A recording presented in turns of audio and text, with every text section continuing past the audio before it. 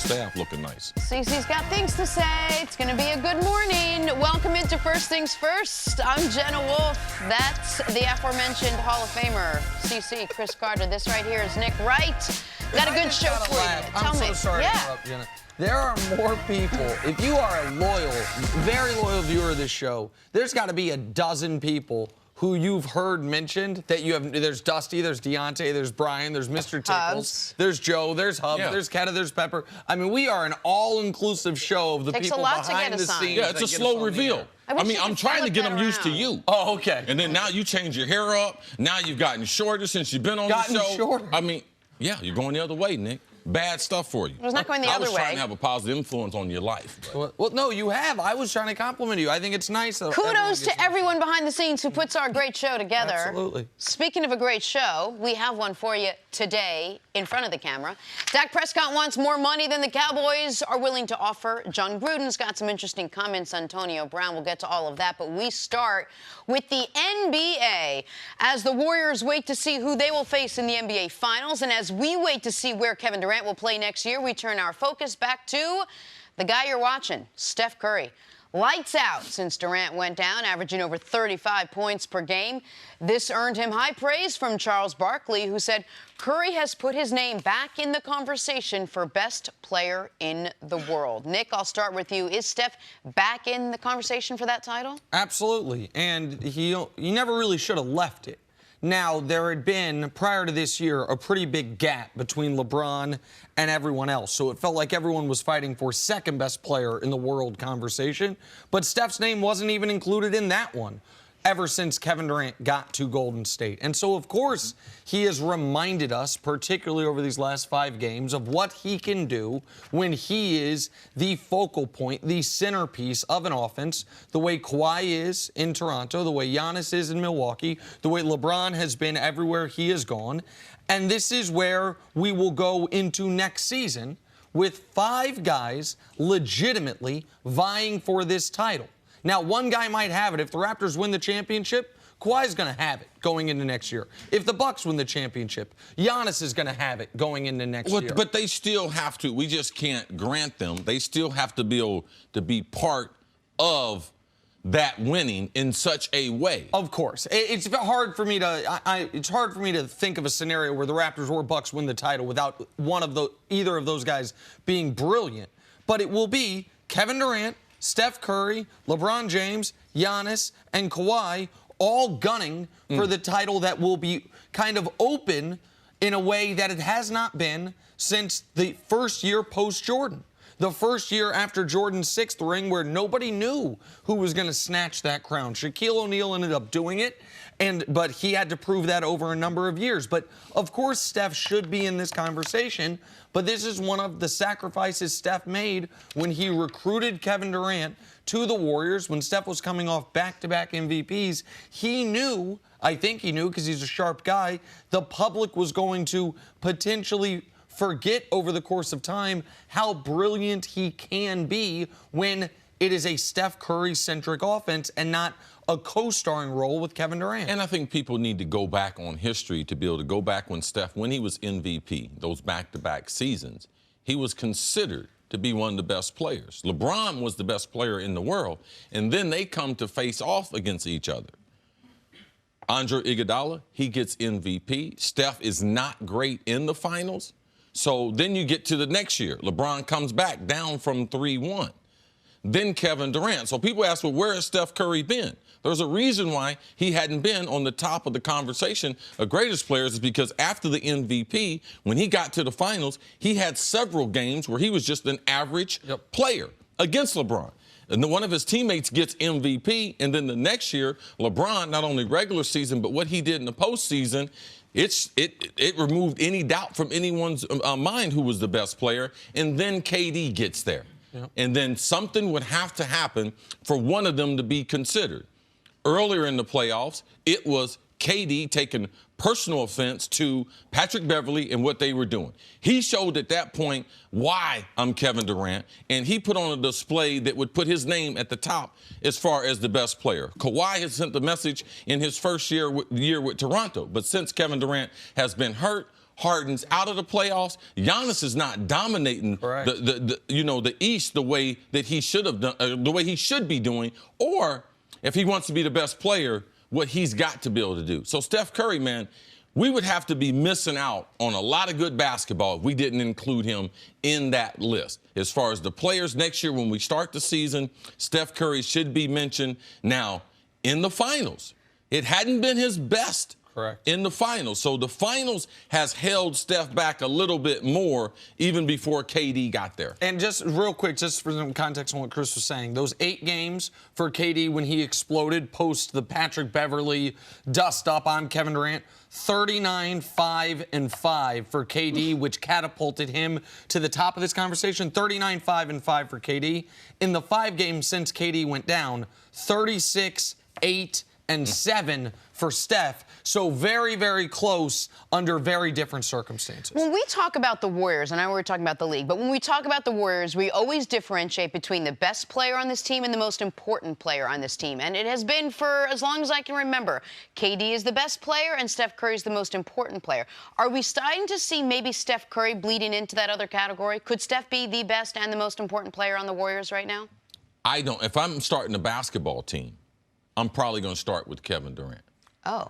Because I believe that what he does is totally unstoppable. Now, for the people in the room, my general manager, my assistant general manager, my cap guy, analytics guy, Nick Wright, VP of something, he's going to tell me what Steph does to the game. And I'd be like, man, it's just a matter of which one do you want. Steph's ability to dribble the basketball is a game changer because once he comes across half court, he can make so many things happen. He puts so much pressure on the defense. But I'm never going to go wrong when I got the most efficient scorer in NBA history as a 7-footer who can get you a bucket, and there's no one that can match up against him defensively. That's why I go with KD, but I listen to the other arguments with Steph, which are very, very strong. Listen, I've come to this conclusion that in team sports, if guys are on different teams, there is a difference between value, best, importance, because you do not have the experiment to be able to see them together. Right. So, this guy is, Harden was more valuable to the Rockets this year, but don't we think Durant's actually better? With different teams, you can have that discussion. When they are on the same team, if we all agree the goal is to create the best chance of winning, to give your team the best chance to win, then best, value, and importance are all the exact same thing. So on the Golden State Warriors, Steph Curry is the best player. He is the most important player. He is the most valuable player. Now, if both were free agents, the New York Knicks would rather have Kevin Durant because outside of them in this ecosystem, Durant probably is the more versatile player. He's certainly the better defender. He's the more all these things. But they do play on the same team. So to me, I don't think there is a reason to differentiate who's the most important and who's the best. Well, it's not a skills competition. You're trying to win the game. We know Steph contributes more to the Warriors winning than any other player can. I believe if KD is drafted by the Warriors and they develop their system around him and if they allow KD to dribble the ball up the court the way they Draymond, since KD's been out, you would see another level to what Kevin Durant has to do. Now, he allows Steph to bring the ball up. So in that, you see some value to Steph. But it's not as if KD can't do it. Draymond can do it. Steph can do it. Right. And if they were hurt and Steve Kerr turned it over to him, I believe that you would see another level to his game. So, man, it's a tough choice. For me, though, Kevin Durant is the most valuable because he's the best player. All right. Well, Steph and KD and all the Warriors are waiting to see who they will play coming out of the Eastern Conference. Coming up, will the Bucs turn things around in Game 5? That's next on FS1. You can always check us out on the Fox Sports channel on SiriusXM. We'll be right back. Welcome back. We'll get to some Bucs and Raptors in a second, but first, high school dunk contest. Florida State commit Malachi Wideman goes between the legs, literally over somebody for the flush. The East Bay jumping over a guy who's holding the ball. I think this is a new one. If we've seen it before, I can't remember it. Oh, more of this? More from this. 2019 Oak Ridge guard Niven Glover gets up with an insane alley-oop to himself. Now, that's a new one there. Around the back, Nick. Under the legs. Under the legs. These guys. I think it's a 9.5-foot rim. I think that's what's going on here. Jenna, you know how much force it takes to generate that to be able to bring your legs up? You got an exercise build. Check this out. What is this? It's a game winner. Intramural sports off Co-ed. the inbound. Backward circus shot. Banks .3 into left. the game winner. Give me that. I like that. I found this video. Well, I mean, House of Highlights did, but I saw it and I sent it to our staff. I like that. Where is this? UC Berkeley? Where is this? UC Riverside. Okay, Riverside. Okay.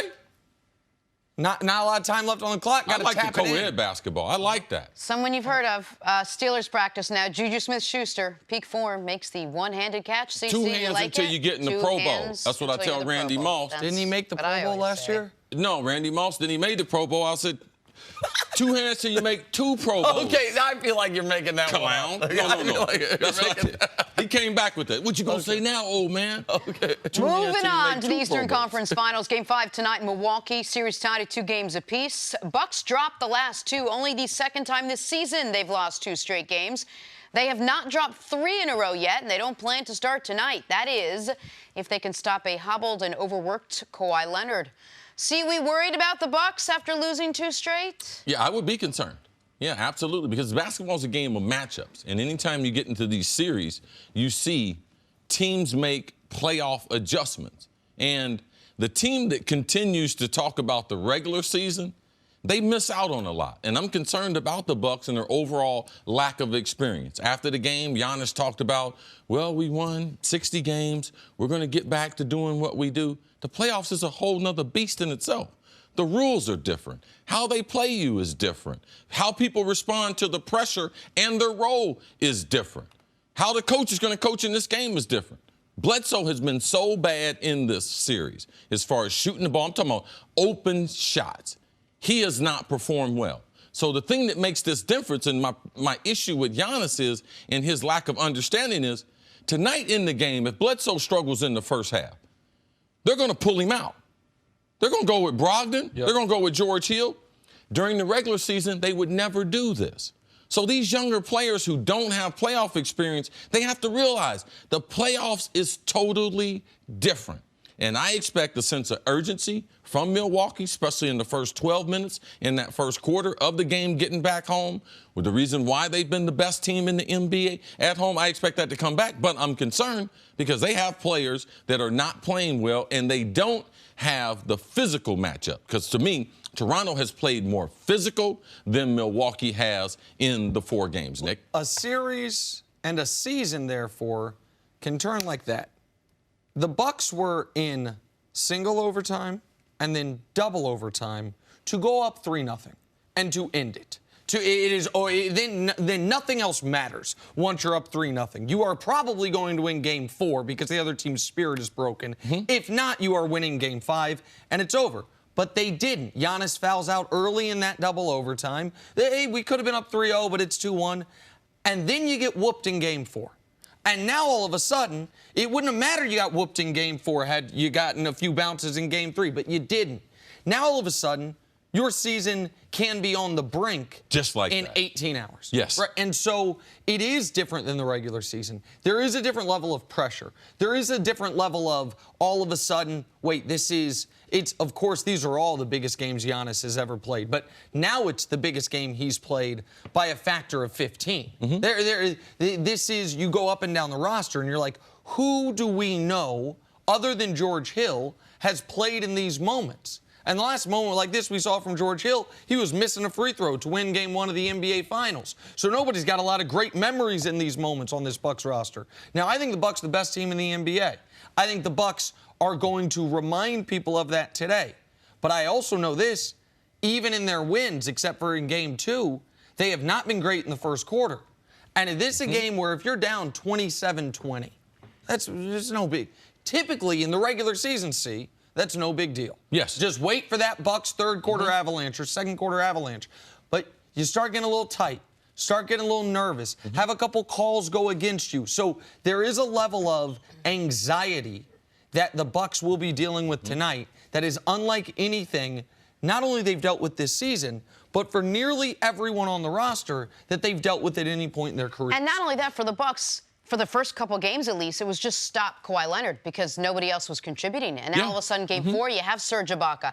Van Vliet actually hit a couple shots. Kyle Lowry came out with big. And Kawhi didn't have such a huge game in that one. So for the Bucks, I think perhaps the Raptors bench has turned a corner. They've got more they got to deal with. Maybe their game plan changes a little bit. It is true. That's been the story of the 2-game turnaround to get it back to even. Their bench scoring had 3 guys score in double figures off the bench in game number 4. That hadn't happened for the Raptors since 2016 in the playoffs. So you are right.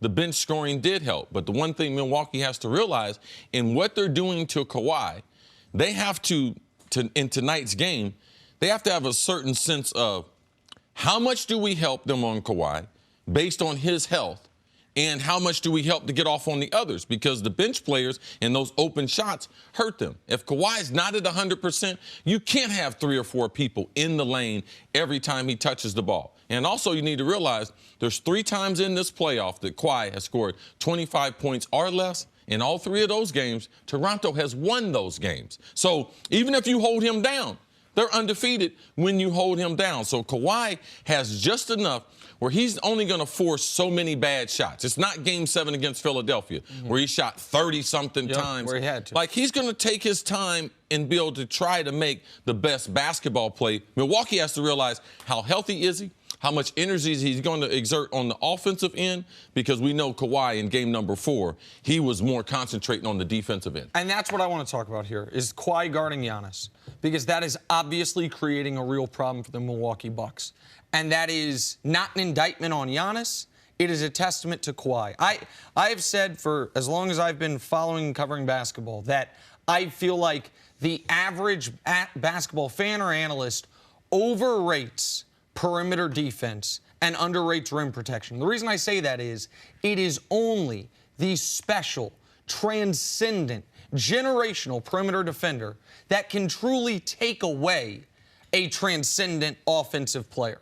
You can be a great perimeter defender, and if you're going up against one of the best players in the league, guess what? He's still going to get his 27 to 30. He's just going to do it slightly less efficiently. Kawhi is that outlier. Gary Payton was that outlier, by the way. We saw Gary Payton in 3 games of the NBA Finals against Michael Jordan.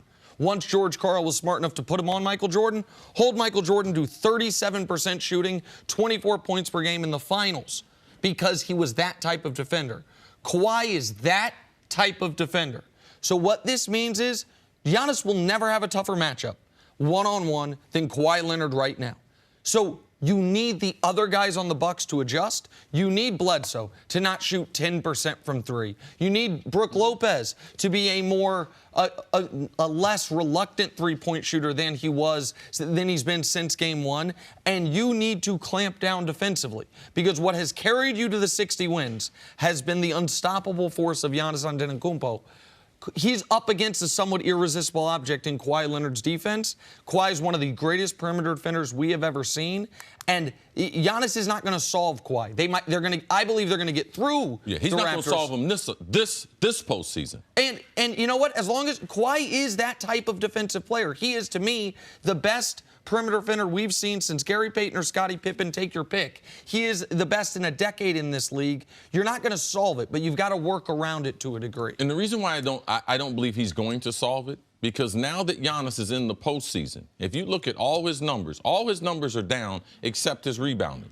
With his minutes going up, his field goal percentage, almost shot 58 during the regular season, shooting 44 in the postseason. Points a game, almost 28 a game. In the postseason, almost 23 a game. So part of this is, it is an indictment on Giannis, because Giannis got to keep working on his game, because he doesn't have a shot between 5 and 14 feet. And when you're going against someone like Kawhi, that's what he's got to continue to develop. So as he continues to develop, or he wants to be talked about as the best player in the world, that's the hole right now in his game. And Kawhi is able to take advantage of it. Kawhi's not going to block his shot, but He's going to contest, and his anticipation of what Giannis is going to do around the rim has really helped him to hold Giannis And those down. numbers Chris gave, those are Giannis's numbers in this series, with Kawhi on him, with the Raptors paying that much attention to him after he kind of ran rampant in the first 2 rounds. So it is a big adjustment, and it's as tough of a test as he's going to face. All right, Game 5 tonight, Raptors and Bucks from Milwaukee. We'll see how this one plays out. Take a break coming up. Why is LeBron staying out of the Lakers free agent search?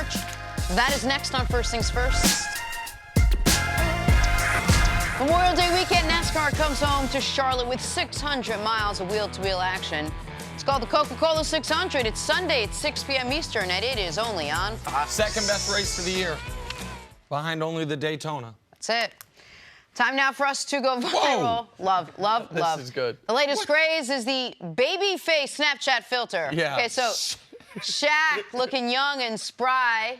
Well, hold on. Kawhi couldn't avoid the trend. He's into it. Even That's cute. Bill Belichick got the baby face treatment. Belichick's the only one that wasn't a cute did. baby. No, hold on. No, I'm he was told never a baby, man. He producers- was born an adult. I couldn't set this up without producers doing this to us. And let us check this out for the first time. I'm so nervous right now. Here we go.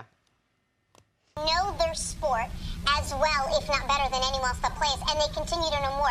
Both of these guys you can ask after a game. And when he joined them, they became who they are now. And for him to increase his legacy, he needs to be able to finish out. I think he needs to still be able to play in the finals and get that 3rd MVP in the finals, and then go open up his own. Because they have the second max spot, cap spot, thanks to Chris Stapps trade, and the thing Rich Kleiman said there, we know is not true. You guys are my goodness. You guys are so cute. So cute, Nick. See, look at you two. Man, now I know what the great viewers in the upstate New York area were getting 30 years ago when you started your First of all, career. that's Jenna just Wolfe. me with a bigger forehead. That Snapchat thing didn't work on me. But the two of you, it Chris, worked on yours beautifully. is great. Yours is great. It works Look at your best on little people that are mouth. clean shaven. So cute. Because it looks great on you. Shaq looked hilarious. Yeah, y'all couldn't put the little beard on the little kid and everything. This is great. Adorable. That is a smart job by the folks at Snapchat, man. They did the gender flip filter, Yeah. which is unbelievable. Scary. It It's was a little scary. And this baby filter's excellent. I look like I don't eye makeup. Look like my wife gave me a smoky eye or something. You're right about that. Look at Zoom that. in on Chris's eyes. Look at That's a those baby little with a little cheeks. eyeshadow. But I got to tell Oh, you, Nick, man. adorable. Oh, come on. Adorable. No. Now, he's never been called But that. just a filter. So let's bring it back. Speaking of not adorable, let's talk about this. Stories to start your morning. I love it. Mike Budenholzer had some harsh comments for Drake, Toronto Raptors superfan, saying there's certainly no place for Drake on the court and there are boundaries and lines for a reason. Drake later had an Instagram post with a laughing face, a salt shaker, inferring that Budenholzer was a bit salty. Nick, you had some thoughts on this? Yeah, Mike Budenholzer took a higher road than I would have taken. I would have said... If you were the coach. Yeah. I would have said, listen, I'm happy that the kid from Degrassi regained the ability to walk, but he needs to walk himself away from the basketball court. Being the global, He's been practicing. the representative ambassador for the Raptors does not give you the right to roam the sideline like you're at an AAU tournament. Hey, how many famous people, Denzel, Beyonce, Jay-Z, do we have, Jack Nicholson, that go to games and don't act a fool like Drake does? Okay, calm down. Okay. All right? Drake's been at hundreds of games. He has brought a visibility to Toronto and the Raptors. He's been unfaithful. He's been faithful like who else in sports? He what? Lakers hats. He's repped so many different teams.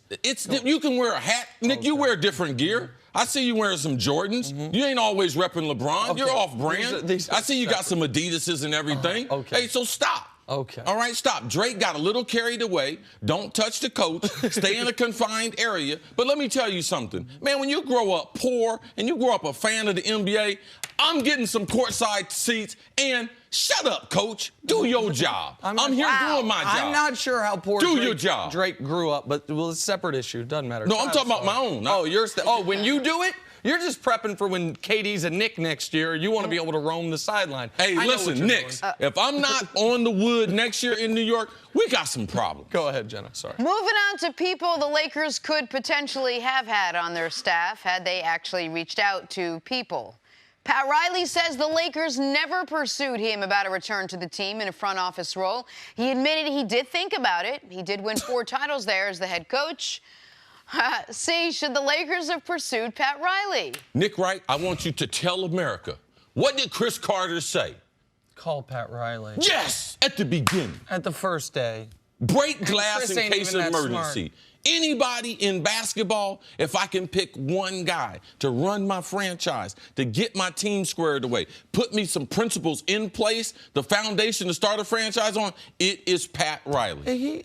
Oh, jeez. He has a house in Malibu that has a separate building attached to it for all his classic cars. He loves these cars. He gets to see them like once a year because he's in Miami. He desperately has wanted to end his career or get to retirement phase of life in LA, but he doesn't want to retire. Now all of a sudden he could go back to LA and not have to retire with the franchise he became an icon with, and they don't call. The reason they don't call? Jenny Buss, if her dad's alive, Pat Riley is in the picture. But Jenny Buss and some of the others, the Rambuses, as soon as they invite Pat Riley into the room, they're out. You get ready to find out who's not as smart as far as basketball as soon as these other people open their mouth. It's unbelievable. Jeez. Finally, LeBron James, look at that clean hat, made a rare appearance at the Lakers facility on Monday when the team announced Frank Vogel as their new head coach. Don't get used to that LeBron sighting, though. Despite rumors about how prominent his role will be in recruiting a free agent, we're now hearing LeBron is expected to stay in the background to avoid the perception he's running the Lakers. Nick, how involved does LeBron need to be this summer? If the Lakers actually want LeBron to stay uninvolved in this or in the background, then, well, they're as crazy as an organization that has an opening at team president doesn't call Pat Riley. So I guess would have actually taken the call. or at least would have been interested in it. I guess I can't be shocked by anything at this point. But he's their only hope. Why would Kyrie Irving go to the Lakers unless it is LeBron saying, hey, man, let's go. The team we beat for a championship, that team's about to exist again, assuming Kevin Durant leaves. Let's try to run this back. Hey, Kawhi, you know, I can look at you. I'm one of only a handful of people in the world that can look at you eye level as far as individual greatness. Let me sell you on why you should not worry about the reported dysfunction and team up with me. Like the Lakers for a team that has made so many missteps in the public eye, they are obsessed with public perception. Yeah. You would think that that an organization obsessed with public perception at the very least would get the PR right. Instead, they're obsessed with public perception and keep doing things that damage their public perception. If you're a Laker fan, you have to hope that while this is being reported, that LeBron is actively in the background working his connections, working the phones, because it's the only hope the Lakers have. Well, for one, if LeBron was not going to participate in free agency, people talk about this summer. Free agency's already started. These guys are already talking to each other. Agents are exchanging numbers. Agents are making plans. Like, you can't wait till June 30th at 6 p.m. when it kicks off. They moved off the kickoffs to the July 1st at midnight. They got a little smart. Well, let's just start at 6 o'clock, you know, so we don't have to stay up all night. But if you don't have LeBron James in the process, let's just say Nick and I are wrong and the Lakers are right. Who talks to Kawhi? So you don't have a conversation with KD, all right? So who talks to Kawhi? Who talks to Kyrie? Who sells them on the Lakers? Pelinka? Jenny Buss? Who do you have confidence in that can deliver a message as far as you coming here and win the championship? They don't have that person. So the Lakers, man, the Lakers have a real problem. And they have a problem even if LeBron is involved in free agency. And this is the part of, once again with the Lakers, where it is one thing to, and I understand this, to not want to bend over backwards to the whims of your best player. It is another thing to treat your best player differently than nearly every other organization treats their best players. When the Rockets wanted Chris Paul to consent to a trade there, essentially a free agent recruitment. You know who they had heavily involved? James Harden. When Kevin Durant was being recruited to Golden State, you know where the nickname the Hamptons Five came from? Well, it's the 5 guys who went to the Hamptons, the 4 guys to meet up with KD. Iggy, Dre, Steph, and Clay. I asked someone close to the situation with the Knicks, well, if you are able to land KD, well, who else you going after? Who does KD want? So if KD's wherever he goes, he's going to be involved. So now you got LeBron, greatest player that we've seen this generation. Right. You're not going to have him involved? Like, it's totally the opposite way of going about. When LeBron went to Miami, what happened? Him and D-Wade talked. Right. And once he was there, even though Miami has a very top-down, Pat Riley down power structure, LeBron helped recruit guys like Mike Miller. LeBron, even there, where Pat Riley has a vice grip of power, they were consulting with their best players on the tertiary guys to add. This is crazy. It is unlike the way any other team would be run with a player of this caliber or even a couple calibers down. And I don't believe you can do it this way, because one of the advantages, if you have one of these mega stars, is that other guys want to come play with them, and they will do it for less. But if you don't put them in the process, these other guys can't talk guys into taking less money when they weren't involved in that. Right. That's part of winning championships, getting guys to buy in, veteran players who could make more money other places. And the only place you can get a head start, Jenna, is with the players doing it. Because tampering, even though if it's looked the other way, you can't. The Lakers can't call Kawhi or Kyrie whose season's over. Yes. LeBron can. Go ahead. I'm sorry. No, I was just going to say, can you imagine how many things along the way would have been different had they let LeBron been involved? Between the coaching and maybe the general manager, maybe players coming in. Now, I don't know if he would have called Pat Riley. And also, the hope about Pat Riley is that job ain't filled yet. Well, yeah. Okay. But it doesn't look They like decided they're they're probably not going to fill it. Have Pat Riley or no? No one. No, Linda Ramos right. got it. Let's turn our attention to some football in the NFL. Dak Prescott wants to remain the Cowboys quarterback for a long while. He confirmed this week that he is, in fact, talking to the team about his extension. The team made an offer. Dak Prescott says his representatives made a counteroffer. So much drama. Dak talked to the media after OTA practice, focusing his attention on the upcoming season. Randall Cobb, Amari Cooper, Zeke Elliott, having Jason Witten back, young Michael Gallup coming along, and not even mentioning Tavon Austin and Noah Brown, guys that are helping. Incredibly talented group. It's going to make my job a whole lot easier. The way Kellen's presenting this thing is just, it's going to be fun. Just know you've got to get the ball to these guys and let them go do what they do best. So it's going to be fun in the OTAs, and can't wait to really get this thing going. All right, CC, let's look at this team. Let's focus on the offense. What's going to be the biggest key for their offense this coming season? The biggest key is trying to put the foundation on that offensive line. Last year during the season, they changed offensive line coaches. Travis Frederick, how healthy is he to be able to anchor that as a center, an all-pro center? Is he close to that ability? Because, Dak mentioned all the skilled guys, but if you can't get them the football, so for me, that offensive line is the number one thing. Continuity from an offense. I don't know what they're going to call. I don't know what the quarterback coach is going to teach. I don't know what kind of offense they're going to have, because we don't have a sample size with their quarterback coach and their offensive coordinator. They don't have a history in this league. So this offseason becomes very important. I do believe that they have more speed when you add Randall Cobb to your offense, but will they utilize it? Last year, I thought Michael Gallup, an emerging young player, him, Amari Cooper, and now Cobb, potentially Witten as the 4th or 5th guy, should be able to help you out in that red zone area that you struggle at. This should be the best offense that they've had since Dak has been there. So for me, if I'm Dak, I'm just trying to get acclimated to the new coaches, a couple of the new faces, looking forward going into year number 4, hoping that it's my best season ever. The Cowboys, you mentioned the other day, Jenna, all 22 starters right now are scheduled to return. Maybe not as starters, but all 22 guys that started last year are slated to return. The coaching staff, there's some changes on the offensive coaching staff, but the head coach obviously still Stays intact. So it's going to be mostly the same team. You just hope they get better. Where do they need to get better? You alluded to it. I've got the black and white numbers on it. They were the worst red zone team in football by an enormous margin. And that was before Amari got there and once Amari got there. Dak's red zone passer rating was a 96th anywhere on the field, dropped to an 85 in the red zone. Before Amari got there, they were 29th in touchdowns scored in the red zone. After he got there, they were 30th. First and goal all year long, without Amari.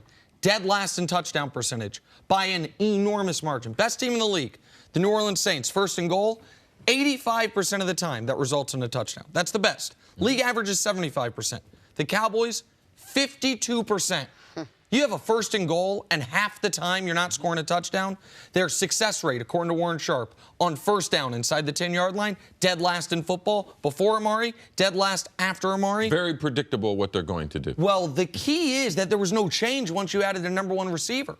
You're dead last before he gets there. You're dead last once he gets there. That means, to me, it's about the play calling. Zeke Elliott, rushing champion. He had half the league's average of yards per attempt inside the 5-yard line. So that means the team knows you're running it. They stack up no matter how good you are. You have nothing you can do against that.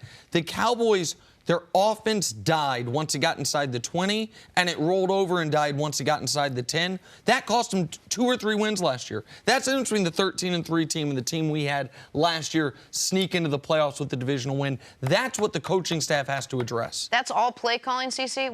When you're ineffective in the red zone like that, once you've added speed to your offense, that means it's all play calling? Well, I don't believe it's all play calling. I believe you have to be able to share the responsibility. For one, it's no identity.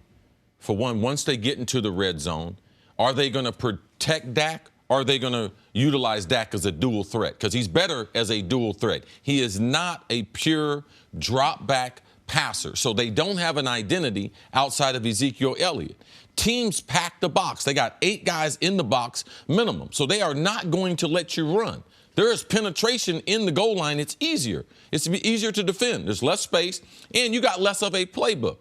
Amari Cooper is a good receiver, but he is not a red zone difference maker. He's not a 50-50 jump ball guy. So if you have Amari Cooper in the red zone, what can you throw to him basically? You're going to basically only throw him a slant. But all the defenders are right in the middle of the field. He is not a guy that's going to go to the outside, by the pylon, just jump up over you. So you have to be able to scheme. You have to move that red zone out a little bit. When Randy Moss, we got him, we moved it out to the 40-yard line because it gave him more space to operate. We created some identity for other players. Now, Jason Witten, I don't think Jason Witten's a good football player. I do believe he's a great leader, and I do believe he can make a contribution in the red zone because you get a lot of man-to-man in the red zone, and he has one of the better matchups on the field. So let's see. New quarterback coach, let's see. No experience, let's see what the game plan is, what the theme is. You have to have a sure enough philosophy. There is a reason why I scored 130 touchdowns. There's a reason why Buddy Ryan said that's all he does is score touchdowns. Because we had a philosophy. Once we passed the 25, we are getting ready to get Chris Carter the ball at least 2 times. You're going to have to be able to stop him. So every game, we had game plan where I would be in the slot, I'd be outside, I would try to find the weakest matchup in the red zone, and our offensive coordinator would take advantage of it. So let's see what the Cowboys draw up. Scheme is a part of it. Skill set is a part of it. Creativity is all a part of it. But it boils down to you need someone to make a play in the red zone, and the Cowboys didn't have that last year. All right, good stuff there. Let's take a break. Coming up, Steph Curry, the baby-faced assassin. But is he the best player in the NBA? That's ahead on First Things First. Back here, First Things First, Sports Illustrated senior writer Chris Mannix joins us. And not just a writer for Sports Illustrated, does a great online television show for Sports Illustrated that I had to cancel on him yesterday. It's a little family situation. Everything's all good, but it was a great show, and I'll make it up to you, Mannix. Appreciate it. Check it out on SITV. What? What up, Chris? You're just a weird dude, man. I had to cancel on Mannix like an hour before the show We're about to started. argue. So Thank you, man. I wanted to make it up for him. Yeah, All he right, didn't Mannix. miss you. He wants to be yelled at. Hold on. It's my show, Nick. Hold on. Kyrie Irving's time in Boston did not go according to script. The script that was supposed to include a title or at least a trip to the NBA Finals. Boston getting bounced in the second round. And now Kyrie's weighing his options for next season. According to reports, Kyrie, who wanted his own team and his own leadership, is now, quote, more open to teaming up with LeBron James in Los Angeles this summer. Mannix, are the Lakers the best option for Kyrie at this point? I don't know how to answer that because I truly don't know what matters to Kyrie Irving. And that's what this boils down to. Because 2 years ago, as you pointed out there, Kyrie Irving wanted out of the shadow of LeBron James. He wanted his own team, and he wanted the chance to be the guy and win with his own franchise. And he was pretty much given everything that he wanted. Boston offered him an elite GM in Danny Ainge, a high-level coach in Brad Stevens, and a supporting cast that was good enough to get to a conference finals without him. So he had all these things, and now it does seem like he's soured. He doesn't want that as much anymore. The reason for going and pairing back up with LeBron James is that there's a comfortability there. There's a knowing of what not just it means to play with LeBron, but the entire experience. One thing that Kyrie had that was problematic in Boston, with Brad Stevens in particular, was that they were very kind of oil and water when it came to how you approach the regular season. Brad Stevens is a process guy. He is get better every single week, every single month, and have some of those habits kick in when the season starts. Kyrie, or the postseason starts. Kyrie spent his formative years in Cleveland, where it was basically like, all right, let's just get through the regular season, and it doesn't matter what seed we are, and we're going to go and turn it on. That's familiar. Like, he can do that with LeBron James again. I just think it would be an incredible acceptance that he's not capable of leading a team if he walks away from the situation he had in Boston. Do you think he's capable of being the best guy and leader of a championship-level team? Now that we've seen all of this. I think he's capable of it. That's probably as far as I would go. Look, last season, with his leadership, it was throw it against the wall and see what sticks. That was basically his motto. I thought he kind of figured a few things out as the season ended. He stopped criticizing his teammates publicly. That didn't work early in the year. And he took a very, everything's going to be okay approach that I think that team needed. And I think if he came back with that type of mindset, I think he'd be in a better place. You also have to remember, if he does go back to Boston, he's not going back to the same team. I know people get sick of hearing me say this, but if Kyrie comes back to Boston, they're getting Anthony Davis. It's as simple as that. They'll go all in and get Anthony Davis. So he'd be coming back to a Celtic team that would be markedly different than the one he left this year. As far as free agency is concerned, Kyrie Irving's probably the wild card for me. He's the guy that I worry about. He's the least predictable. And I could see why things in Boston, even though if Kyrie had a wish list of 5 things, Boston had 4 of those things. All the things he said he wanted: own team, a coach, organization, support, a general manager, things that you mentioned, but it didn't work out. I don't believe, and there's a lot of people out there that think they're leaders. You know, when you're a leader, look over your shoulder and see who's following you. In this NBA season, wasn't nobody following Kyrie. So there's a lot of people out there, they swear up and down, oh, I'm a leader of people. No, you're not, because ain't nobody trying to follow you. I do believe that if Kyrie is looking at this, and I believe that him looking at free agency, because he's put some feelers out there, and people are concerned about him. People are like, I don't know.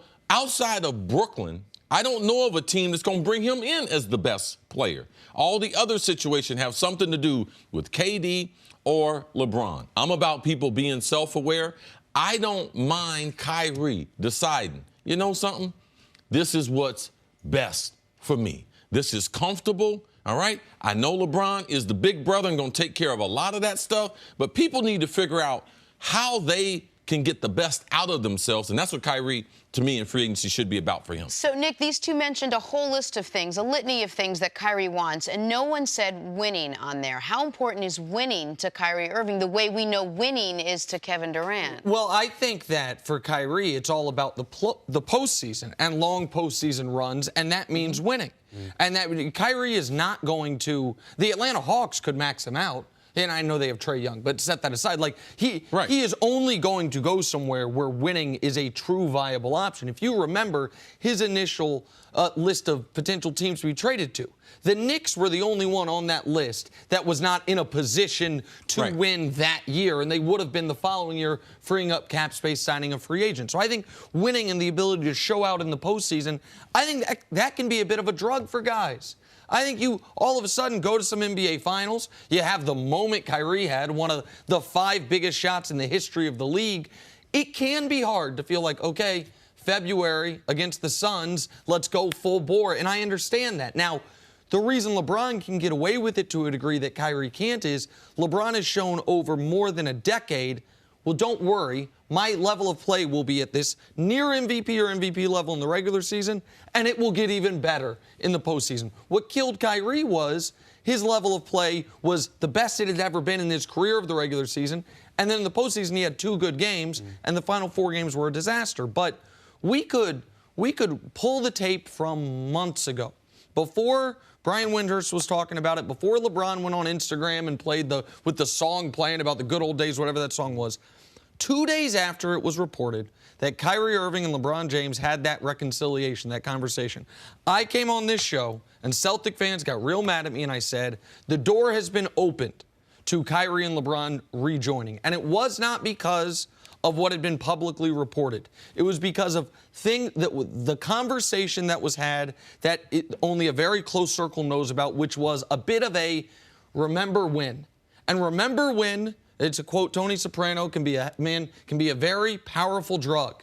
And especially when the remember when is juxtaposed to the present day going so poorly. Rock bottom, right, where they were at that point when that conversation took place. The thing about LeBron, too, is that people forget LeBron was eviscerated for a long time. My former colleague, Adrian Wojnarowski, used to dub it the championship of me that LeBron was all about for many years. It wasn't until he won that first title and multiple titles in Miami that the perception of him started to change. The other variable we haven't talked about yet with Kyrie, and you talk about maxing out and the Atlanta Hawks can do it, money is a variable with Kyrie Irving because all we heard, some of the things we heard in last year's postseason run was about how he was feeling this time last year, the knee issues, being on antibiotics, wondering when he was going to get back on the court, what his career was going to look like. There's a real chance that at the back end of whatever contract Kyrie Irving signs, that those knees are going to become a problem again, and you're going to be paying for past performance. Yes. Don't dismiss the thought that that Boston offering the 5th year with an extra $45-50 million as a factor in all this. Players I know have looked at John Wall, who may never be the same ever again. He said, good thing he locked in that He took the line. bird in the hand. He could have said, like, I'm going to go to free agency, try to get the Supermax. He took the bird in the hand, and now nobody's really set for life, but he's set for a long time because he's got guaranteed money. Yeah, I talked to a prominent NBA executive who said Kyrie Irving is young, but he's got an old body. And you have to understand that those last couple years that you might be taking on someone that's damaged goods or only just a shell of himself. But also, there's people that would take Kyrie if he was with Kevin Durant. If Kevin Durant said, I want Kyrie, then Kyrie's going to be on the team with KD. Celtics will offer the full 5-year max. Yes. Okay. All right, Chris, stick around. Coming up, let's talk some conference talk. Will the Bucs turn things around in Game 5 against the Raptors? Next on First Things First. Back here with Chris Mannix. We're going viral. Check out Donovan Mitchell spending some time with the Mets yesterday. Looks like the 22-year-old star has a fallback career. Mets could certainly use him. Donovan Mitchell's dad works for the Mets, so perhaps it all runs in the family. Oh, look at that. That's a good swing there. I love Donovan Mitchell. Get him some help in Utah. That guy deserves to be going deep in the playoffs. Or get the Mets some help in New York. Either one. Yeah, that sophomore class didn't have a great season. They need to be playing some baseball this offseason. They weren't good, Nick. No, they weren't. And Donovan Mitchell, part of their struggles in the postseason were Donovan Mitchell's inefficiency in the postseason. But he needs another scorer. Like, teams are loading up on him. Like, you need somebody to give him more offense. 100%. That's Absolutely. your Utah Jazz talk for the day. Absolutely. And your New York Mets talk for the month. For the month. And I can go on, but I got cut off twice, so Yeah. I'm going to leave it at that. Hey, let's talk about the Eastern Conference Finals. Game 5 tonight in Milwaukee. Series tied at 2 games apiece. Bucks dropped the last 2, only the second time this season they've lost 2 games straight. They've not dropped 3 in a row yet, and they don't plan to start tonight. That is if they can stop a hobbled and overworked Kawhi Leonard. Chris Mannix, are we worried about the Bucs after losing 2 in a row? I would just say this first. Shout out Kawhi Leonard, who is really hurt. Like, he's playing through something that Do we know what exactly it is? I don't know. I spent some time in Toronto after Game 4 talking to Danny Green about it, and he kind of insinuated that it had something to do with the previous injury. But, like, they're under the one in San Antonio, the quad injury. He sort of insinuated that might be the case. But whatever it is, it's real, and that they look at him every day in the locker room like, are you going to be able to play? Are you okay? So we'll probably hear about it after the fact, what it actually is. Like, the Bucs, though, You can say the supporting cast has made a difference in this series. First 2 games, Brook Lopez was going crazy. The Bucs were getting good contribution from their bench. Game 4, Fred VanVleet was terrific. The supporting cast for Toronto was great. But if I'm looking at something that one player specifically, it's Eric Bledsoe. Like, the Bucs have an Eric Bledsoe problem right now. And he has been, this is the 2nd straight postseason where Eric Bledsoe has struggled. And this is a guy that they committed 4 years, $70 million to, effectively saying that you are Giannis's point guard for the rest of his current contract with Milwaukee. And he's been bad to the point where you get into the 4th quarter and he's almost unplayable because he can't make perimeter shots. George Hill is a bigger factor in the late in games than Eric Bledsoe is. Malcolm Brogdon is a bigger factor late in games than Eric Bledsoe is. That's a guy that over these next 3 games, they're trying to pump him up. They're trying to, like, breathe life back into him publicly, but he's got to play better. That's the wild card. If Eric Bledsoe continues along this style of play, Toronto's going to win this series. Because Kyle Lowry, too, has been great in this series. And you guys have heard me say similar things to this before. Here's the good thing the Bucs have going for him. It is impossible for Bledsoe to play worse. He's not shooting a bad percentage. He's shooting an impossible percentage. He's 24% from the floor, not from 3. He's 10% You use that, and I always come back and say, it can get worse, Nick. You know what? He can play game number 5 and game number 6, and the coach can bench him the way he did in the 4th quarter. So, like, it can get worse. I understand that, but, man, it'd be tough. Like, if he has a 3 for 8 game, 1 of 3 from 3, that skyrockets his percentage. He might not even get 8 shots tonight. No, your point that they have to now, the Bucs, for the first time all year, and I know there's a great point you brought up earlier, Giannis can say we're going to do what we do. The coaching staff cannot. In regards to it is now, this isn't a must-win game for Milwaukee, but it's the closest thing to a must-win game they've had all year. Game 5, when the series tied 2 games apiece, I don't think it can be a must-win game for either team, but it is the most critical moment of your season. And so if you have a player that is struggling that you would usually let try to play through it, you cannot. If you have a guy that you want to keep, like the way Bud has been very judicious with Giannis's minutes, you need to have a little looser hand on as far as letting him play 42, 43 minutes if he can and if you want him to. Milwaukee can look at this one of 2 ways. They can look at the optimistic way, which is, man, we're double overtime away from being up 3-0 and having the series over. The pessimistic way is we kind of stole game 1. Game 1, we were outplayed for 3 quarters and then killed them in the 4th. We're also a 4th quarter away from potentially being down 3-1 in this series. And so Milwaukee has an issue that every team is going to have when they play a team with Kawhi Leonard on it, which is he can almost eliminate your best player, unlike any perimeter defender we have seen in this league since Scottie Pippen, where he can just say, I am the rare, generational, non-rim defender who can actually dramatically affect percentages, dramatically affect how you want to run your offense, because that is the type of defensive presence I am. Marcus Smart's first team all defense, and I'm happy for him. He can't do that. The greatest defenders in the league can't do that except for Kawhi Leonard. Where the series is right now, Chris Mannix, how much does experience factor in, or the lack thereof, for this Bucs team? I think experience benefits Toronto greatly because of what Kawhi's been through. And I look at up and down the Raptors roster. They've had a lot of postseason failures, but they've been to one guy in one team. Like, when they've played other teams in the playoffs, they've had a lot of success.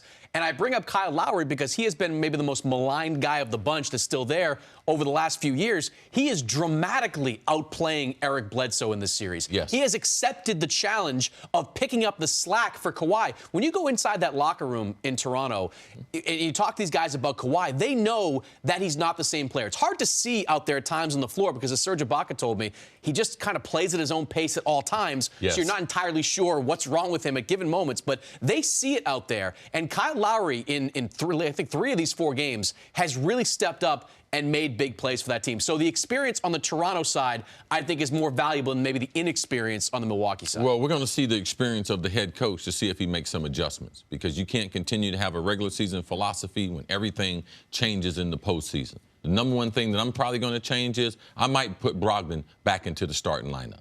He's been impressive. Didn't have a good game number 4, but in every quarter that he's been in, except game number 4, he's been outstanding. So we can't forget what a good player he was before they got hurt. And I got to change my philosophy as far as Giannis. Their typical, how they're going to attack Toronto and Kawhi, they give Giannis the ball at the top of the key, have him try to penetrate, to be able to either get to the rim or dish out. That's what they did all season. The difference is now he's not getting a great shot. So you know what I do? Get the ball to my point guard. I tell Giannis, go in the low box, and I throw him the ball 3 to 5 feet away from the bucket. Don't have him dribbling to Kawhi. That's his strength. All right? He has an advantage when he plays against front court players, Giannis, out on the perimeter. He does not have an advantage playing against Kawhi on the perimeter, trying to put the ball on the ground. So put him on the box with a live dribble and have Kawhi defend that. I believe he'll get a favorable whistle, and he's got to be able to go to the line and be able to knock those things down, Chris. And, Nick, you said, I think it's a must-win for Milwaukee. Yes. I don't know how they go back to Toronto for a Game 6. They've only lost 2 games twice this year. And they've never lost 3 in a row. I understand your guys' points entirely. The reason I do not think it's a must-win for Milwaukee is because they have home court, they have the best player, and they are the better team. So they don't have the best player.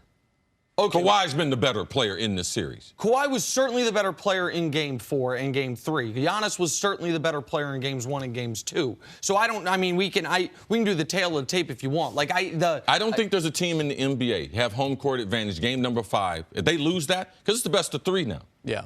You know, you want to get a chance to take advantage of your home court. That's, man, game number 7. At home. That's why this game becomes a must-win game, Chris. And just to button up the Bledsoe discussion, when the dust settles on this season one way or the other, this series and this postseason is a referendum on Bledsoe because this Bucs team is about to become extraordinarily expensive. Yep. Because you have Malcolm Brogdon, yep. You have George Hill on an $18 million non-guarantee where you have to decide whether to keep him. Mm-hmm. If Eric Bledsoe can't show that he's capable of being a championship-level point guard, you might have to think about life without Eric Bledsoe. Thank you for listening to the First Things First podcast. Remember, leave us a review and tell us what you think. Subscribe to the podcast on Apple Podcasts and catch us on FS1 Monday through Friday, 6:30 a.m. Eastern. For Chris Carter and Nick Wright, I'm Jenna Wolfe. So long, everybody.